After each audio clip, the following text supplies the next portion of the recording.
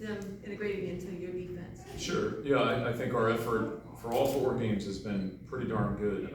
Very happy with how hard the guys are playing.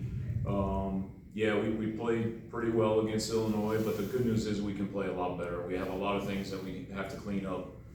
Gave up too many explosive plays, and 4 of them led to all 23 of their points. So, the negative is you gave up those 23 points and lost the game. The positive is if we just clean up some of our issues that we have, we can be really, really good. So that's kind of the message this week is about improvement on the little things that have caused us some issues in the first 4 games, that game especially. So we're trying to get there. Yeah, go ahead. With 4 games out of the way, what are the best strengths you have seen from this defense so far? Well, stopping the run, I think we've been pretty darn good there. I don't know about yards per game and all that, but efficiency, we've been pretty efficient. Our pass rush picked up in the last game. I was happy about that. And we're pretty stingy. Like you earn everything you get. So again, if we could just clean up some of the little things, we have a chance to be pretty damn good. Coach, I saw that 2 of the teams that you played, Clemson and Ohio, both are ranking top 8 or top 9 nationally in total yards allowed. Now that you're shifting more into the American, what do you think, overall, where you guys kind of sit? Do you have a benchmark? I don't really have a benchmark because I don't know anything about the American Conference. I have no idea what these teams are like. I haven't played some of them 7 years ago or whatever, but don't really know what to expect. What the comparative talent is to the teams that we played at the beginning of the season. I think Ohio is a really good football team, and Clemson obviously is a really good, and Illinois.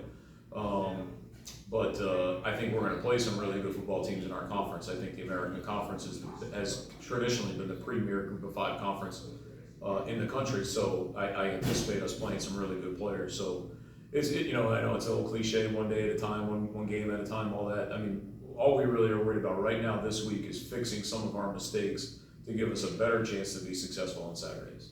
How are you going about fixing those mistakes that were made the past few weeks? Well, it's just, it's teaching, right? You teach a concept, they do the concept, you fix the mistakes on the concept, you reteach the concept, and they make a mistake again, you try to reteach it in a different way, and we're trying to show them some of the things they've done wrong, and sometimes you have to be creative and show a different way because the message is not getting through, so we're searching in some of those areas for those answers. I want to take a look at Jackson Ambrose and Jerron Morris, 2 transfers who came to the team earlier this year. How instrumental have they been in helping the defense elevate itself to be as I hate to talk good about Jackson since he's sitting right over there. So, but I guess since he's here, I have to. Both of those guys have come into the program. They are grown men. They are mature. They go about their business the right way. They handle themselves like professionals. Very smart players that have been through the ringer. They've played a lot of football. They've seen a lot of things. And I'm hoping they can step up their leadership and show some of these younger guys that have been here their whole time how to be a pro, how to be successful. So very, very pleased with them being here. They're playing very, very well. Both of them are playing good. Jaron is playing at a very high level, and we just need them to come a little bit more out of their shell and take this group by the horns because they like I said, those are the guys you want to follow around, the guys that act like pros. So very happy with what they've done so far. What are some other players who have stood out to you within defense? Yeah, let's see. Well, obviously up front, Evan has played very well. He's very disruptive inside. Let's see, Marlon Bradley, the lights are really starting to come on with Marlon. Marlon had 2 sacks the other day. His pass rush is picking up. I'm very happy with the way he's been playing. I think Smoke has been playing pretty good at corner. Darius McClendon has stepped up. He's played corner. He's played safety. He's played nickel. Now he's been starting at safety. I think we found a place for him to settle in. And collectively as a group, I think we have a good rotation with a number of guys at certain positions, and we're showing some depth that maybe we didn't think we had. And speaking of Marlon Bradley, he's already eclipsed his total number of tackles last season. How much has improved has his game been since you took the ranks Oh, as defensive since coordinator? March and the first practice of spring, leaps and bounds. You know, now the good news I think is that he still has leaps and bounds to go to be where some of the other guys I've coached have been in their career. But I think his potential is sky high, and now that it's starting to show, I think he's starting to believe maybe how good he can be. And you know, he just needs to keep showing up to work every day. And I think he's on the right path. We'll say that. 4 sacks last week. That was the first time since August of 2022. Obviously, the first time with you back taking the reins. Also tied USF for the week in the American. They had 4, a couple teams at 3, and then some 2s and bagels.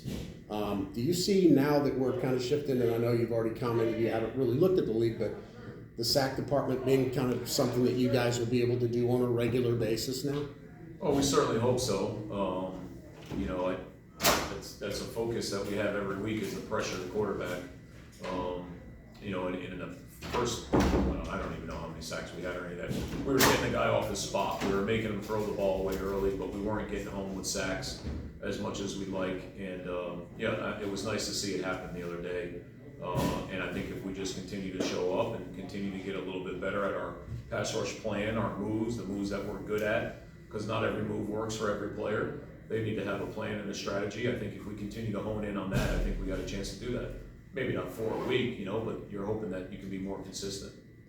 With this bye week, how advantageous is that in helping you guys add more preparation to what you have in mind against Tulsa? I think the bye has come at a perfect time. You know, Coach Herman said it the other day, you go 4 weeks of camp, 4 games, and then you have 8 games, so you're really at the halfway point of the season if you look at it that way, and it's exactly right in the middle. And so I think it's at a perfect time in that respect, but also being banged up, coming out of 3 really physical, hard-fought games, I think gives us a chance to heal up with the guys that have been banged up. But like I'm telling the defense this week, this is not a week off. This is a week to get better. We have to get better at our little things that we've been messing up on. If we correct those things and really take strides forward this week, the preparation for next week will be even better to set you up for success on Saturday. So very important week for us, and we've got 1 more day of it tomorrow. Thank you. Good, okay, thank you. So Darius, how do you think the defense has panned out throughout these past couple of weeks? I feel like we had our ups and downs, but we're working our way to getting better and better every day.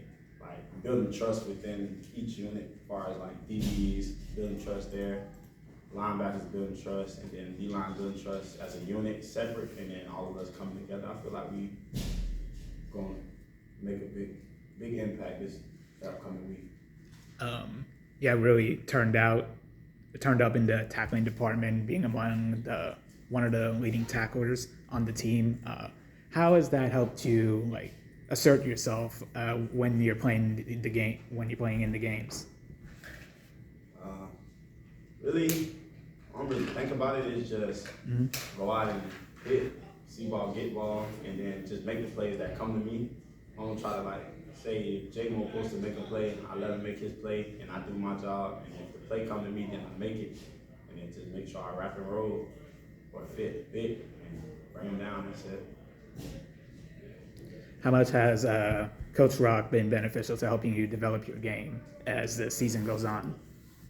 Coach Roc has been a big help for me since I started out as corner, then I moved to nickel, and then the safety. So for me, it's like I really know the old defense and the old, like now I'm learning, like since I'm at boundary safety, I'm learning what the linebackers do and what the D-line do. So it's just giving me more confidence to go out and play freely. Where were you on the field at middle?